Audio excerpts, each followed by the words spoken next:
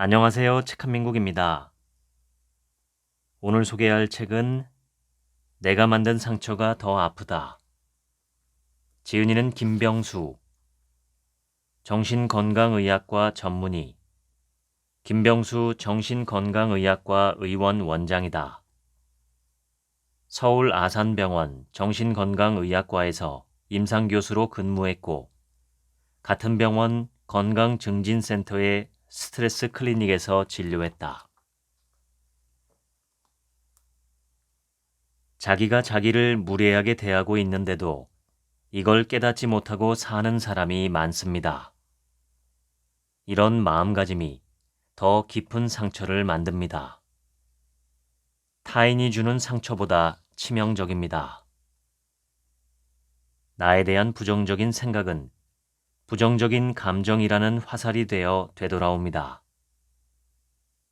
감정은 변화를 추구하는 메시지입니다. 이대로 가면 무너지거나 퇴보하고 말 테니 다르게 행동하라고 마음에서 신호를 보내는 겁니다. 감정은 인생의 방향을 가리키는 표지판입니다. 우울하다고 집에만 있는 건, 불안하다고 아무것도 시작하지 않는 건 표지판을 잘못 해석한 것입니다. 감정의 표지판에는 길이 험하니 주의하며 가라 라는 표지가 그려져 있는데 이곳은 막다른 길이니 돌아가라 라는 뜻으로 잘못 읽은 거지요. 그러면 삶이 방향을 잃습니다. 나쁜 감정이란 없습니다. 인간이기 때문에 감정을 느끼는 것이고 감정을 느낀다는 건 살아있다는 증거입니다. 우리는 우리의 감정을 잘 이해해야 합니다. 감정이 찾아오는 건 막을 수 없지만 그 감정을 어떻게 해석하고 받아들일지는 내가 선택하는 것입니다. 스스로를 비난하거나 폄하하지 않아야 합니다. 자신을 불신할 때 우울증이 생기고 불안장애에 시달립니다. 자기 비난에 빠지면 있는 그대로를 보지 못합니다. 요즘 자주 짜증이 나요. 사소한 일에도 화를 내고요. 이런 문제로 상담을 신청하는 분이 많습니다. 화가 조절되지 않는 원인은 대부분 스트레스 때문입니다. 이런 문제를 가진 사람에게는 다음과 같이 조언합니다. 당분간 최대한 술을 줄이세요. 끊으면 제일 좋고요. 당신이 하는 일들을 쭉 한번 적어보세요. 그리고 그 일들의 우선순위를 정해보세요. 우선순위에서 맨 아래에 있는 20%의 일들은 당분간 신경 쓰지 말고 그냥 놔두세요. 그렇게라도 일을 조금 줄이세요. 스트레스 때문에 힘들어도 운동을 해야 해요. 가벼운 운동이라도 하면서 몸으로 스트레스를 풀어줘야 해요. 이렇게 말하면 의뢰인이 표정으로 대꾸합니다. 야, 그건 나도 다 아는 이야기야. 아예 대놓고 그런 뻔한 조언 말고 바로 효과를 볼 수 있는 치료법은 없나요? 라고 말하는 이도 있습니다. 어떤 사람은 내 문제는 나도 잘 알아요. 그냥 화만 안 나게 고쳐주세요. 화를 없애는 약이라도 있으면 좀 줘보세요. 라고 처방을 달라고 합니다. 자기 문제는 들여다보지도 않은 채 무조건 해결책을 내놓으라고 합니다. 무엇보다 중요한 것은 내 모습, 내 생활, 내 태도, 내 마음을 있는 그대로 관찰하는 것인데 진짜 문제는 보려고도 하지 않고 엉뚱한 곳에서 답을 찾으려고 합니다. 이래서는 아무것도 해결할 수 없습니다. 술 말고도 마음의 문제를 회피하려는 사람이 자주 하는 행동들이 있습니다. 스트레스 받을 때마다 쇼핑하러 가요. 스트레스 받을 때마다 침대에 그냥 누워 있어요. 스트레스 받을 때마다 게임해요. 이런 행동을 심리적 회피라고 일컫습니다. 타조는 사자를 보면 모래 웅덩이 속에 머리만 콕 박아버린다고 하지요. 안타깝지만 사람도 종종 타조처럼 행동합니다. 내 마음, 감정, 행동을 잘 들여다보는 것, 즉, 나를 관찰하는 것이 가장 먼저입니다. 우울한 사람들의 심리에는 자신의 가치를 존중하지 않는 4D가 숨어 있습니다. 패배했다, defeated. 결함이 있다, defective. 버림받았다, deserted. 박탈당했다, deprived. 자신을 귀하게 여기지 않으면 아무리 성적이 잘 나오고 좋은 곳에 취직해서 사회적으로 성공해도 만족하지 못합니다. 우울이나 불안에 깊이 빠져드는 사람들의 공통적인 심리 기제 가운데 반출하는 것이 있는데요. 소가 음식을 되새김질하듯 생각을 곱씹는 것을 말합니다. 생각에 휘둘리는 것이 아니라 생각을 관찰해야 합니다. 과거의 상처는 내면 깊숙한 곳에 숨어 있다가 비슷한 일이 생길 때마다 다시 튀어오릅니다. 그렇게 감춰진 상처는 깊어져만 갑니다. 불쾌한 기억과 감정은 억누른다고 사라지지 않습니다. 더러워진 이불을 쳐다보기 싫다고 제대로 빨지도 않은 채 이불장에 아무렇게 집어넣고 문을 닫아버리는 것과 같습니다. 괴롭더라도 이불장을 열고 더러워진 이불을 꺼내야 합니다. 깨끗이 씻어서 차곡차곡 정리해 다시 집어넣어야 합니다. 고통스러운 감정을 이야기로 만들어야 합니다. 이불을 정돈하는 것처럼 이야기로 감정을 정리해서 마음속에 다시 집어넣어야 합니다. 고통스러운 감정도 언어로 표현하면 밖으로 나가게 됩니다. 말을 통해 밖으로 내보내고 새로운 이야기가 마음에 들어오면 치유됩니다. 괴로운 감정은 없애는 것이 아니라 정리해서 내 것으로 만들어야 하는 것입니다.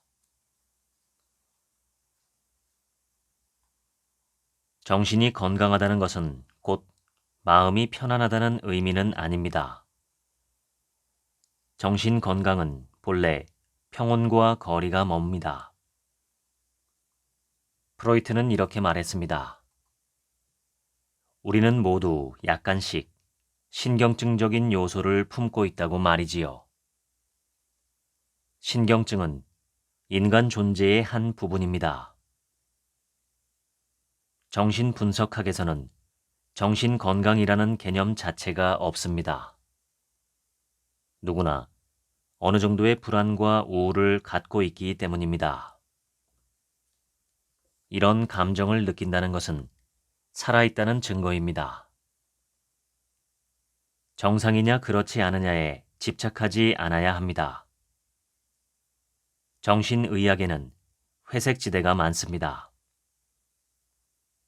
정상이지만 마음이 아플 수도 있고 비정상이지만 아프지 않을 수도 있습니다. 기분은 정상적으로도 오르락 내리락 합니다. 한국인이 살면서 정신질환을 겪게 될 확률은 대략 25%입니다. 4명 중 1명은 살다 보면 정신질환을 한두 번쯤 경험하게 됩니다. 10명 중 1명은 우울증을 경험하고 2명 중 1명은 자살에 대해 진지하게 생각하게 됩니다. 우리나라 통계가 그렇습니다. 이런 현실에서 항상 즐겁고 기분 좋기란 어렵습니다. 착한 사람에게도 불운이 찾아옵니다. 그런데 안 좋은 일을 겪었다고 그것이 마치 내가 뭔가 잘못해서 그런 것이라고 생각하면 비참해집니다. 스트레스를 받고 있다는 것은 지금의 내 삶이 내가 추구하는 인생의 가치에서 멀어지고 있다는 신호입니다. 자신이 걸어가야 할 방향을 잃어버렸을 때 스트레스를 느낍니다. 해결할 수도 없는 원인을 찾으려고 애쓰기보다는 내가 추구하는 인생의 가치와 의미는 무엇인가를 고민하는 편이 낫습니다.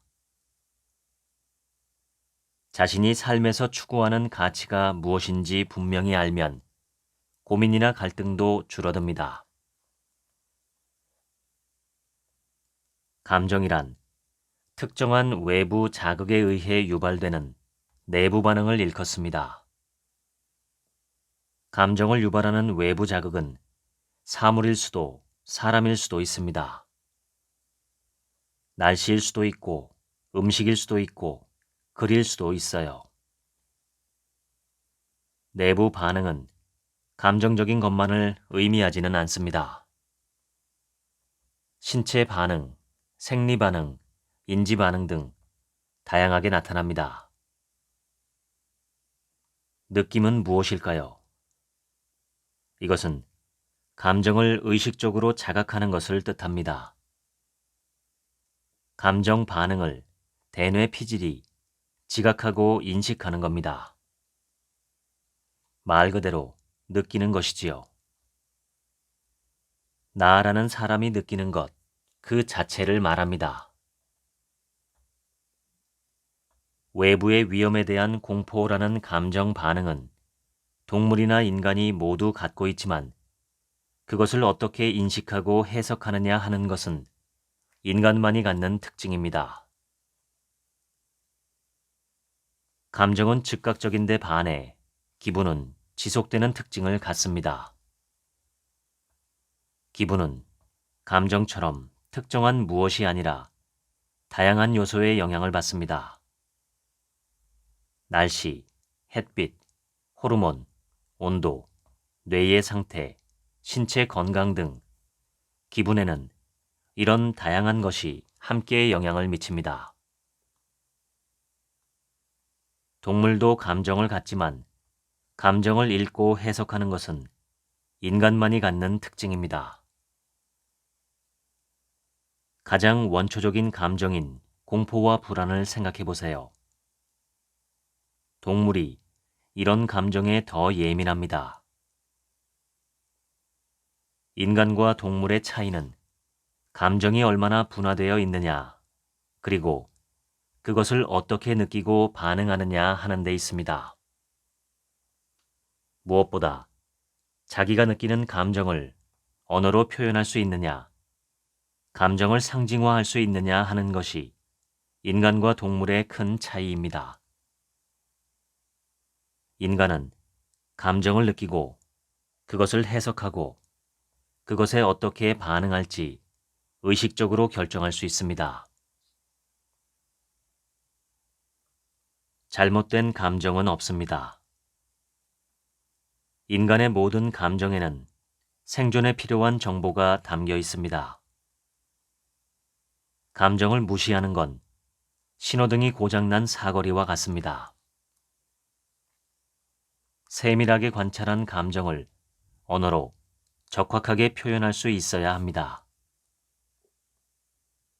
아, 짜증나. 어떻게 하지? 하고 자기 감정에 대해 툭 던지듯 말하는 것이 아니라 새롭게 맡은 일을 잘 해내지 못할 것 같아 불안하면서도 힘든 만큼 잘 해낸다면 뿌듯할 것 같아 라고 감정을 풀어서 설명할 수 있어야 합니다. 그와 헤어져서 너무 두려워 라고 말하기보다 헤어지고 나니 그와 함께했던 시간과 추억까지 내 삶에서 사라져 버린 것 같아. 마음에 커다란 구멍이 생긴 것 같아. 라고 언어로 상징화해서 표현할 수 있다면 상실의 경험을 받아들이고 이겨나가는 힘도 자연스럽게 따라옵니다. 그리고 감정에 맞춰 어떻게 행동할지 잘 선택해야 합니다. 시험 때문에 불안하다면 불안해서 아무것도 못할 것 같아가 아니라 지금 불안한 건 결과가 어떻게 나올지 몰라서야. 조금 더 노력해서 시험을 잘 준비한다면 불안을 느낄 필요도 없어 하고 감정에 따라 어떻게 행동해야 할지를 스스로 결정할 수 있어야 합니다. 감정을 무시하면 삶이 흔들립니다. 감정을 인식하고 표현하지 못하는 것을 감정 표현 불능증이라고 합니다. 감정 표현 불능증이 있는 사람은 감정을 억누릅니다. 감정을 언어화하지 못합니다. 내면에 쌓인 감정은 신체 증상으로 표출됩니다. 유독 우리나라에 화병 환자가 많은데요. 화병도 감정 표현 불능증과 관련이 있습니다. 감정을 솔직히 표현하지 못하고 억누르는 것은 감정을 있는 그대로 표현하면 다른 사람들이 나를 싫어하게 될 거야 하는 믿음이 마음 깊은 곳에 숨겨져 있기 때문입니다. 자기 감정을 감추고 다른 사람의 감정에 동조하면 상처받지도 않고 싸울 일도 생기지 않을 것이고 그래서 안전할 것이라는 믿음이 작동하는 겁니다.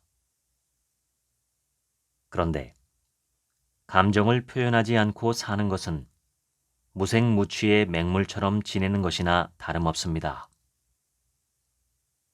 맹물처럼 살면 다른 사람들이 원하는 것에 따라 이리저리 끌려다니게 됩니다. 다른 사람의 감정에 맞추려고 애쓰게 됩니다. 내 감정이 가리키는 곳을 향해 사는 것이 아니라 타인의 요구에 맞춰 살게 됩니다. 이렇게 살다 보면 나라는 존재감은 사라집니다. 자기 감정을 스스로 존중하지 않는데 다른 사람이 내 감정을 존중해 줄 리 없습니다. 이런 일이 하나둘씩 쌓이면 아무도 나를 인정해 주지 않아 하는 생각이 들고 소외감을 느끼게 됩니다. 명문 대학을 나와서 높은 지위에 오른 사람 중에도 기본적인 감정조차 제대로 읽고 표현하지 못하는 사람이 많습니다. 감정을 왜곡하고 삐뚤어진 방식으로 표현합니다. 이런 사람은 타인의 감정도 읽을 줄 모릅니다.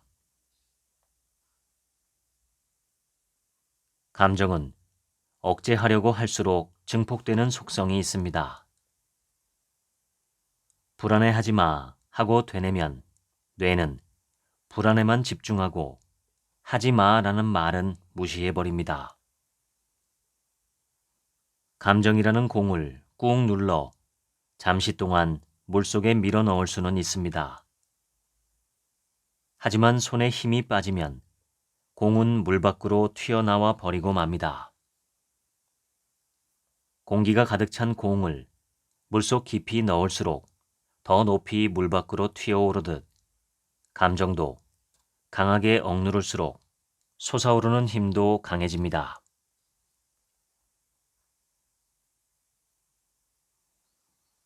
내려놓았다는 말을 참 많이 듣습니다. 이젠 다 내려놓아서 마음 편해졌어요. 돈 욕심을 내려놓았어요. 남자친구에게 더 이상 기대하지 않으려고요. 마음 비웠어요. 그런데 내려놓았다고 말하는 사람치고 제대로 내려놓은 사람을 한 명도 보지 못했습니다. 불안이나 우울, 외로움과 두려움처럼 부정적 정서를 있는 그대로 보지 못하는 사람, 볼 용기가 없는 사람일수록 내려놓았다는 말의 함정에 쉽게 빠집니다. 충분히 내려놓지 못했는데도 내려놓았다는 것은 이제 할 만큼 했다는 자기 합리화입니다. 이건 모두 자신을 속이는 겁니다. 진정으로 내려놓지 못했으면서 스스로 그렇다고 믿으면 나는 다 내려놓았는데 너는 어떻게 나에게 이럴 수 있느냐 하며 서운한 감정을 느끼게 됩니다. 정말 내려놓은 사람은 내려놓았다는 말조차 하지 않습니다. 우리는 욕심 많은 인간입니다. 욕망을 모두 내려놓는다는 것은 불가능합니다. 정서는 어떻게 결정될까요? 환경 자극에 따라 감정이 달라지기도 하지만 그것보다 근본적으로 영향을 끼치는 건 수면, 식사, 음주, 신체 건강, 운동 습관 같은 생리적 상태입니다. 심신을 활기차게 스스로 관리하는 것이 먼저입니다. 마음이 심란해서 감정과 생각을 관찰하는 것이 어렵다면 지금 가르쳐드리는 마음호흡법을 활용해 보세요. 마음속으로 하나, 둘, 셋을 세면서 코로 천천히 숨을 들이쉬세요. 1초 정도 숨을 멈추고 기다리세요. 그러고 나서 다시 마음속으로 5가지 세면서 입으로 천천히 숨을 내쉬세요. 이것이 익숙해지면 마음속으로 주문을 외워봅니다. 숨을 들이쉴 때 나는 하고 숨을 내쉴 때 편안하다 하고 읊조리는 것이지요. 나는 침착하다도 좋습니다. 자기만의 각오를 넣어도 좋아요. 내가 살아가는 모습을 3인칭으로 관찰해 보도록 노력하세요. 당신이 살아가는 모습을 영화처럼 본다면 어떨까요? 내 모습을 누군가 촬영해서 보여준다고 상상해 보세요. 3인칭으로 자기 모습을 관찰하기만 해도 다음에는 조금 다르게 행동해보자 라는 마음이 자연스럽게 따라옵니다. 관찰하는 자아의 힘을 키우면 행동이 바뀝니다. 타인을 관찰할 때도 마찬가지입니다. 마음의 눈을 멀찍이 띄워놓고 보는 연습이 필요해요. 마치 하늘 위에서 땅 아래를 내려보는 것처럼 봐야 해요. 하늘을 나는 새의 시점으로 보는 겁니다.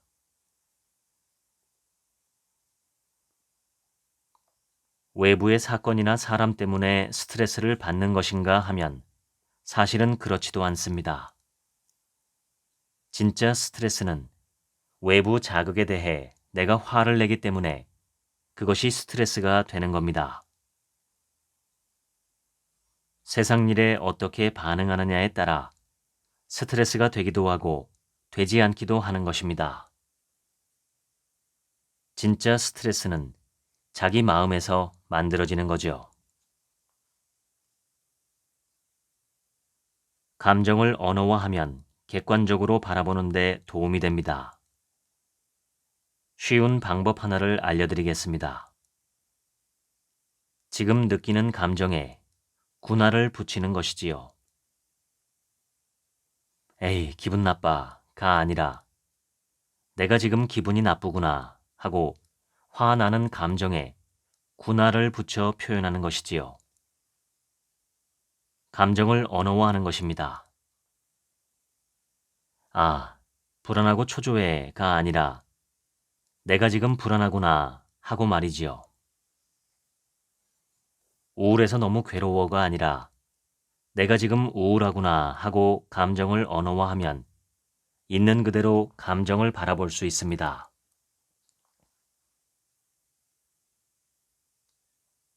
환자에게 긍정적 변화가 일어났을 때 실제로 그것에 기여한 요소가 무엇인지 의사와 상담사들은 늘 궁금해 왔습니다. 이와 관련된 논문들이 꽤 많이 발표되어 있습니다. 이것들을 종합적으로 분석했던 한 연구 결과를 보면 심리치료 그 자체가 효과적인 것은 맞지만 그것이 환자를 달라지게 만드는 데 기여한 정도는 그리 크지 않았습니다. 위스콘신 대학교 상담심리학과 브루스 원펄드 교수는 환자의 긍정적 변화에 치료법 그 자체가 미친 영향은 13%에 불과하다고 했습니다. 치유적 변화에는 치료 외적인 요인이 더 크게 작용한다는 뜻입니다. 환자에게 희망을 불어넣을 수 있다면 어떤 치료 모형을 활용하든 변화를 불러일으킬 수 있습니다. 희망을 심어주는 것만으로도 긍정적인 변화를 이끌어낼 수 있습니다. 희망 불어넣기는 심리치료가 치유적 변화를 일으키는 것과 동등한 수준의 효과를 발휘하는 것으로 나타났습니다. 변화가 일어나는 데 결정적인 요인은 무엇보다 환자 자신입니다. 환자가 가진 요인 중 가장 중요한 것이 무엇이냐라고 묻는다면 경험에 대한 개방성이라고 저는 말합니다. 환자의 마음이 새로운 경험을 향해 열려 있어야 합니다. 우울할수록 관심의 초점이 자기 자신에게만 모아집니다. 나는 어떤 사람인가?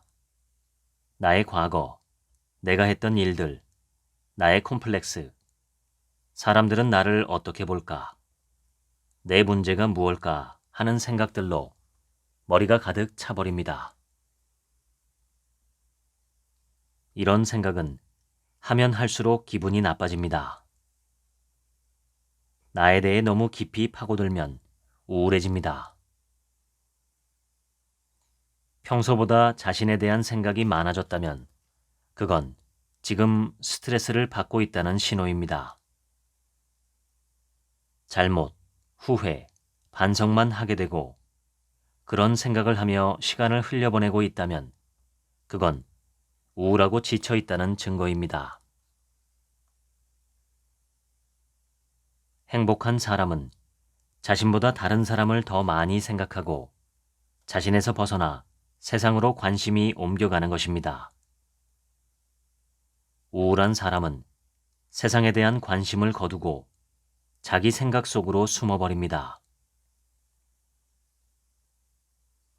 자신에 대한 생각이 늘어났다면 이건 기분 전환을 하라는 신호구나 하고 받아들이면 됩니다. 제가 가장 사랑하는 에세이 한 권을 꼽으라면 후지와라 시냐의 돌아보면 언제나 내가 있었다를 꼽습니다. 이 책에는 자살을 생각할 만큼 절망적이었던 한 여자가 아이를 낳고 난 뒤에 삶의 의지를 되찾게 되는 에피소드가 실려 있습니다. 그 여자가 점쟁이에게 손금을 보고 난 뒤에 들었던 이야기가 제 가슴을 울렸습니다. 점쟁이는 여자에게 이렇게 말합니다. 손금을 봐서 먹고 사는 사람이 이런 소리를 하는 것이 이상하겠지만 자기 손금에 신경을 쓰는 사람은 불행해져요. 자기만을 생각하는 사람이란 그만큼 걱정거리를 안게 되는 거지요. 그러니까 손금에 연연하는 것을 졸업해야 해요. 그리고 자신보다 남을 생각하세요. 그러면 살아갈 용기가 생길 거예요. 인간은 자기 자신만 생각하면 불행해집니다. 우리는 사람을 통해 살아갈 힘을 얻습니다. 사람과 세상에 대한 관심이 줄어들면 생명력을 잃고 맙니다. 행복해지려면 타인을 향해 내 삶을 던져 넣어야 합니다.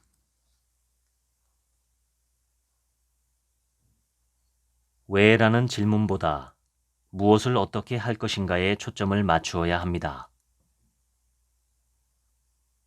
고민하는 시간은 10분의 1이면 충분합니다. 나머지 10분의 9는 행동하는 데 써야 합니다. 인생의 가장 많은 시간은 생각과 고민이 아니라 행동으로 채워야 합니다. 그래야 경험이 쌓입니다. 건강한 몸에 건강한 마음이 깃듭니다. 몸을 많이 움직이는 사람은 마음도 건강합니다. 심폐활량이 좋은 사람은 우울증에 잘 걸리지 않습니다. 심폐활량이 나쁜 사람에 비해 우울증에 걸릴 가능성이 50% 정도 낮은 것으로 나타났습니다. 마음 공부만 해서는 정신 건강이 좋아지지 않습니다. 이런저런 핑계를 물리치고 몸을 움직여야 합니다. 어떤 운동이든 하면 됩니다. 다만 중등도 이상의 강도 있는 운동을 꾸준히 해야 합니다. 중등도 정도의 운동 강도란 옆 사람과 대화하기 약간 어려운 정도 혹은 다소 숨이 찬 정도를 말합니다. 이 정도의 강도로 하루 30분 이상, 주 5회 이상 운동하는 겁니다. 가벼운 우울 증상을 겪고 있는 환자가 이 정도 운동을 하면 항우울제를 복용하는 것과 동일한 효과를 얻습니다. 운동 강도와 정신 건강이 좋아지는 효과는 비례합니다. 운동을 많이 할수록 정신 건강도 좋아집니다. 운동을 꾸준히 하면 자기 조절력도 강해집니다. 호주의 한 대학에서 연구를 했어요. 3개월 동안 꾸준하게 운동한 사람들과 그렇지 않은 사람들이 어떻게 달라졌는지 비교했습니다. 꾸준히 운동한 그룹은 그렇지 않은 그룹에 비해 전보다 돈도 아껴 쓰고 충동 구매도 적게 하고 술, 담배도 줄이고 감정 조절도 잘하게 되었습니다. 일을 미루는 습관도 줄어들고 약속 시간도 잘 지키는 것으로 나타났습니다. 하지만 꾸준히 운동하지 않은 사람들에게서는 이런 행동 변화가 나타나지 않았습니다. 규칙적으로 운동만 잘해도 자기 조절력이 자연스럽게 강해집니다. 요즘 아이들은 절제력이 부족하다며 걱정하는 말을 종종 듣는데요. 아이들을 탓하거나 인성교육을 강화해야 한다고 주장하기보다는 체육 시간을 늘리는 것이 더 효과적입니다. 사람을 성장시키는 경험 중에 가장 영향력이 큰 것은 타자와의 만남이고 그 다음이 공간 체험입니다. 공간이 달라지면 사람도 달라집니다. 공간을 바꾸는 것이 효과적인 심리 치료라고 저는 믿고 있습니다. 우울증 환자에게 몸을 움직이라고 아무리 말해도 귓등으로 흘려듣더니 공원 옆으로 이사한 뒤에는 시키지 않아도 혼자 나가 바람을 쐬고 돌아왔습니다. 반려견을 입양했더니 산책을 데리고 나가기 시작했습니다. 집안 곳곳에 책을 놓아두자 독서량이 늘었습니다. 먹방 프로그램을 안 보고 군것질거리를 안 사뒀더니 폭식에서 벗어날 수 있었습니다. 마음가짐이 중요하지 환경이 뭐가 중요하냐 하는 말은 인간의 마음이 어떻게 작동하는지 몰라서 하는 소리입니다. 사람들은 우울해지면 어떤 일이든 즐겁지 않고 의미가 없다는 생각에 빠집니다. 움직여봐야 아무런 도움도 안 될 거라고 여기게 됩니다. 하지만 실제로 활동하다 보면 예상과는 달리 즐겁고 만족스럽다는 것을 그제야 알게 됩니다. 일단 해봐야 그것이 내 삶에 어떤 영향을 주고 내 정신에 어떤 효과를 줄지 알게 됩니다. 해보기 전에는 알 수 없습니다. 잘 될 때도 있고 그렇지 않을 때도 있겠지만 변화를 일으키려면 100일이 필요합니다. 아이들 100일 잔치도 100일이 되어야 하고 PT도 보통 3개월 단위로 끊지요. 기업 실적도 쿼터로 발표하고요. 삶에서 변화를 확인하기 위한 최소 기간이 100일입니다. 세상에서 가장 힘든 일이 생각을 바꾸는 것입니다. 특히 걱정을 긍정적 생각으로 바꾸는 것은 과장이 아니라 불가능에 가깝습니다. 인간은 걱정하는 존재입니다. 우리의 뇌는 미래의 위험에 대비하도록 최적화되어 있습니다. 걱정을 완전히 없애겠다는 것은 뇌의 작동을 멈추겠다는 것과 다를 바 없습니다. 걱정하지 않겠다고 다짐하기보다 인간은 걱정하는 존재라는 사실을 인정해야 합니다. 괴롭더라도 걱정을 받아들여야 합니다. 걱정을 무조건 없애려고 하기보다는 걱정과 새로운 관계를 맺겠다는 마음가짐이 필요합니다. 사랑하는 사람이 감정적으로 힘들어한다면 어떻게 위로해 줄 수 있을까요? 다음의 3가지 방법을 기억해 두시기 바랍니다. 첫 번째로, 친구의 감정을 확인하는 것이 중요합니다. 그 일로 많이 아팠구나. 그래서 지금 우울하구나. 바보같이 당하고 있었던 것 같아서 화가 났나 보다. 하고 친구의 감정을 읽어주는 것입니다. 이것을 명료화라고 합니다. 그랬구나 하고 감정을 인정해 주는 것이지요. 두 번째는 정상화입니다. 그런 일을 당하면 누구나 화가 나고 우울할 수밖에 없어. 내가 약해서 그런 것은 아니야. 그 일이 너에게 너무 큰 아픔을 주어서 지금 우울한 거야. 라고 친구의 감정이 이상한 것이 아님을, 친구가 약한 사람이라서 그런 것이 아님을 확인시켜 주어야 합니다. 그럴 수 있다고 알려주는 것이지요. 마지막으로 친구의 존재 가치를 확인해 주어야 합니다. 이것을 승인이라고 합니다. 그런 일을 겪고도 내 일을 끝까지 해내다니 역시 너는 책임감이 강하구나. 힘든 일을 견디느라 어려움이 많았을 텐데 내가 존경스럽다 라고 말해 주어야 합니다. 친구의 가치, 긍정적인 측면을 알아주고 그것을 승인해 주는 것입니다. 그럼에도 불구하고 너는 소중하다라는 것을 확인시켜 주는 것이지요. 사람이 어떤 행동을 시작하게 되는 데에는 여러 가지 이유가 작동하지만 가장 중요한 동기는 나를 존중해주는 사람이 나를 믿어준다는 느낌을 받는 것입니다. 누군가 자신을 인정해준다는 믿음이 한 사람을 변화시키고 목표를 향해 뚜벅뚜벅 걸어가게 만듭니다. 누군가가 당신에게 이성적으로 결정했으니 당신은 이 결정에 따라야 합니다. 라고 말하면 어떤 느낌이 들 것 같나요? 흔쾌히 상대방의 의견을 수용할 것 같나요?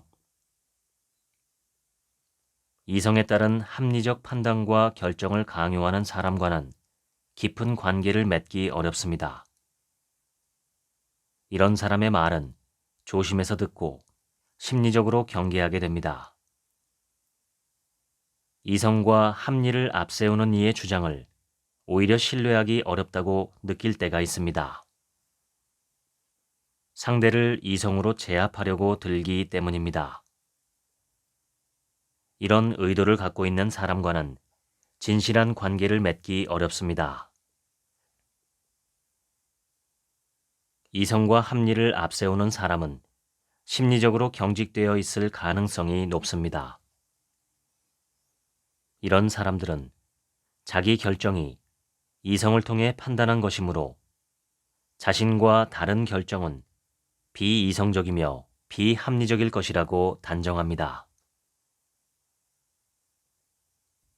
겉으로는 대화와 토론을 통해 해결합시다 라고 말하면서 이성과 합리라는 말로 자신의 의견을 폭력적으로 강요합니다.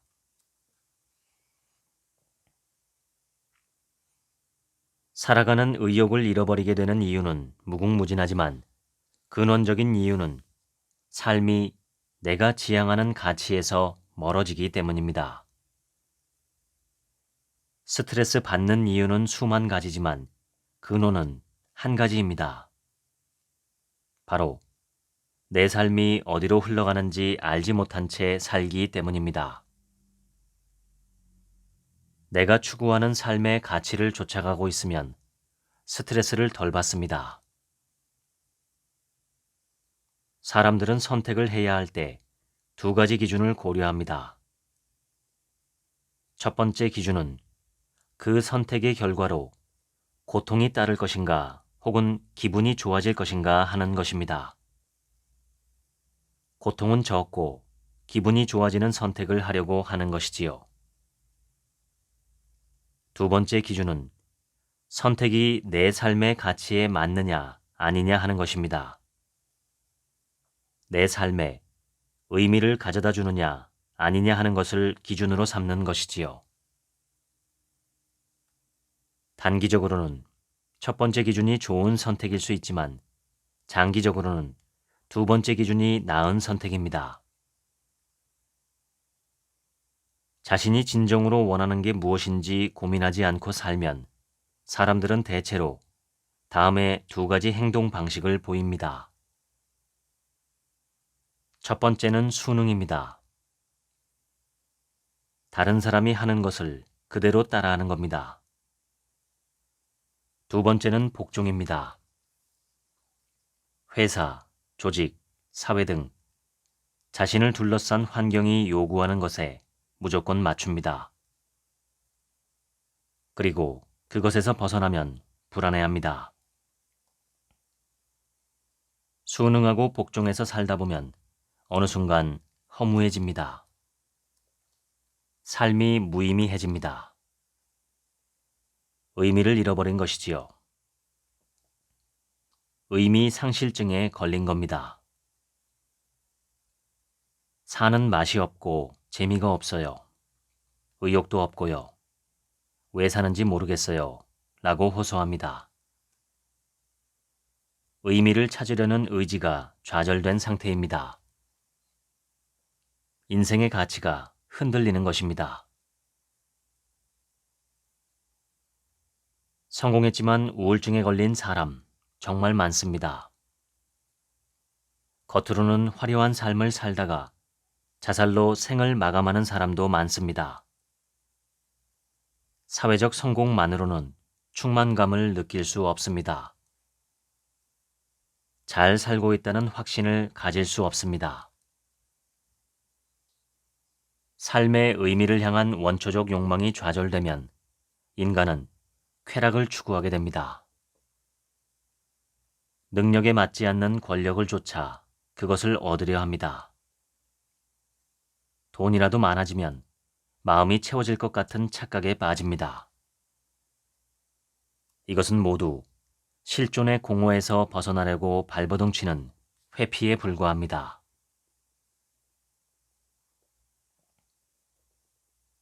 절대적이고 영원한, 그래서 누구에게나 칭송받는 가치를 추구해야만 한다고 믿으면 인생의 의미를 찾기가 어려워집니다.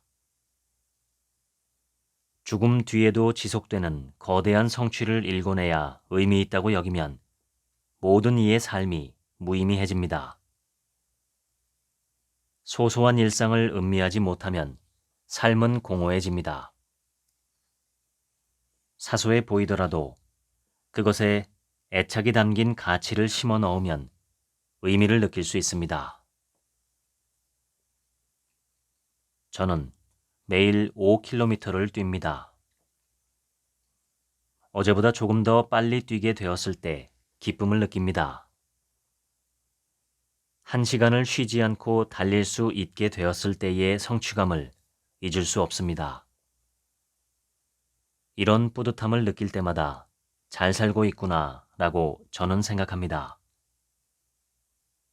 컴퓨터 자판을 두들겨 스크린에 활자를 채워나갈 때마다, 난해한 책을 한 장 한 장 읽어 넘길 때마다, 이리저리 흩어진 진리들을 모아서 나만의 통찰로 엮어낼 때마다, 가파른 산을 오르며 종아리가 당길 때마다 의미 있게 살고 있음을 온몸으로 감각합니다. 인생의 의미는 저 먼 곳에 있지 않습니다. 희귀한 것도 아닙니다. 일상에 늘 존재합니다. 소소한 일상에 전념하는 순간 반짝이며 찾아오는 뿌듯함이야말로 인생이 주는 진짜 의미입니다. 내가 세상에 존재하는 이유와 사회에 기여하는 바를 사명이라고 합니다. 개인의 이익을 넘어 어떻게 세상에 가치 있게 기여할 것인가를 생각해 보세요. 나만이 창조할 수 있는 가치는 무엇일까 하고 곰곰이 생각해 보세요. 그저 돈을 벌기 위해서나 유명세를 얻기 위해서가 아니라 이 세상에 나만이 부여할 수 있는 가치는 무엇일까 하고 스스로에게 물어야 합니다. 일본의 애니메이션 거장인 미야자키 하야오 감독이 했던 이야기가 잊히지 않습니다. 나는 50년 동안 이 세상 어린이들에게 이 세상은 살아갈 가치가 있단다 라는 걸 전하고 싶었고 지금도 마찬가지다. 그는 이 일을 통해 세상에 자기만의 이야기를 전하고 싶었던 것입니다. 세상을 산다는 것이 쉽진 않지만 그래도 살아갈 만한 가치가 있는 것이라는 이야기를 자신의 영화로 다음 세대에게 말해주고 싶었던 것이지요. 여러분도 자기 인생의 감독이라고 생각하고 내가 만들 인생 영화의 제목을 지어보세요. 자기 삶의 의미를 가장 잘 표현해주는 이야기가 무엇인지 스스로 만들어 가야 합니다. 가장 소중한 것을 품고 있는 삶의 이야기를 만들어야 합니다. 이런 이야기가 나를 지켜줍니다. 누군가가 여러분을 성가시게 만들고 비난해도 꿋꿋이 견뎌낼 수 있게 해주는 그런 나만의 이야기가 필요합니다. 지금까지 내가 만든 상처가 더 아프다 읽어드렸습니다. 지금부턴 제 얘기입니다. 오늘 소개한 책의 메시지를 하나로 요약하면 자기 자신을 소중하게 여기고 따뜻하게 잘 돌봐주라는 것입니다. 사람이라면 누구나 자신의 자녀를 목숨보다 더 소중하게 여기고 최대한 잘 돌봐주려고 노력합니다. 음식도 좋은 것을 먹이고 싶어하고 옷도 깨끗하고 적절한 옷을 입히고 싶어하며 잠자리도 쾌적하게 준비해 주려고 합니다. 여러 가지 잠재 능력도 개발해 주려고 시도하고 자녀가 원하는 삶을 살 수 있도록 그 밖에 지원을 아끼지 않습니다. 그래서 흔히 자녀가 할 수 있는 최고의 효도는 스스로 건강하고 행복하게 사는 것이라고 하지요. 그것만으로도 부모는 충분히 기뻐합니다. 자기 자신을 자신의 자녀 대하듯 소중하게 대해보면 어떨까요? 음식도 함부로 먹지 않고 영양가 있고 적절한 음식을 적당한 양 먹고 술, 담배나 기타 좋지 않은 음식들은 피하고 운동과 충분한 수면으로 건강을 지켜주는 것입니다. 이 책의 저자도 정신 건강을 잘 돌볼 수 있는 방법은 건강한 생활 습관이라고 이야기합니다. 내가 나를 잘 돌본다는 것은 내가 나의 자녀를 돌보는 것보다 어쩌면 더 큰 의미가 있을지도 모릅니다. 내가 건강하고 행복하게 사는 모습을 자녀에게 보여준다는 것만으로도 자녀에게 커다란 만족과 교훈과 행복을 줄 수 있습니다.